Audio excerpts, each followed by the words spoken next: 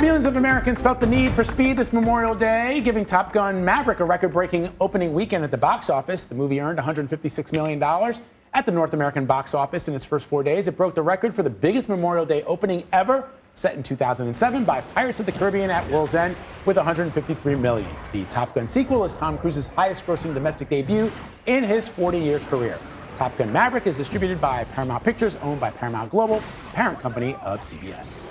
Let us bring in our friend Erik Davis to talk about this huge opening. He's a managing editor for Fandango. Erik, I love the stat that it is Tom Cruise's biggest opening in 40. This guy's still a movie star. Yeah. 40 years after Risky Business. He's still one of the biggest box office draws in the world. What does that tell you?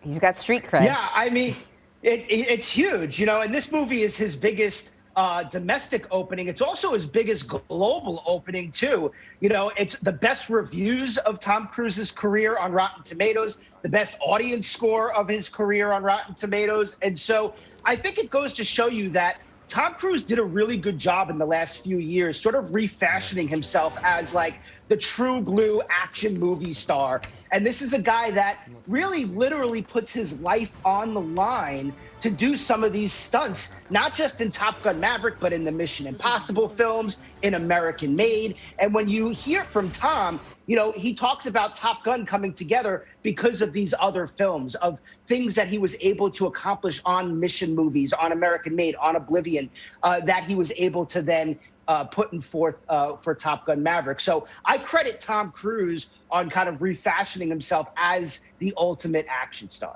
So is this an indication that, you know, people are willing to go back to the movie theaters? They want that movie theater experience, despite the fact that we're still seeing, you know, case numbers going up in terms of the pandemic. People are not dying as much, but they are contracting it. Or is it just that this was such a mega hit that people have been waiting for, that they're willing to go to the theaters for it? I think it's a little bit of both. You know, people are definitely ready to get out of the house. We've been saying that for a while, but I think an interesting statistic with Top Gun was that, you know, 55% of the folks that went to go see it were over the age of 35. And so adults are really coming back to the movie theaters. You mean Gen X, Erik? You know, let's give a shout out to Gen X, because we grew up with the original Top Gun. Yeah. And we're the ones that are like dying to go see Maverick and, you know, see him in the air again. Yeah, and it's a general audience movie, too. It's not a superhero movie. So you don't have to have seen 10 other movies and TV shows in order to understand what's happening in Top Gun Maverick. And I think that's another big statistic, is that it's not a superhero film, and it still broke these records. And so that goes to show you that audiences definitely want to get out of the house, but they also want to see things that aren't just superhero movies.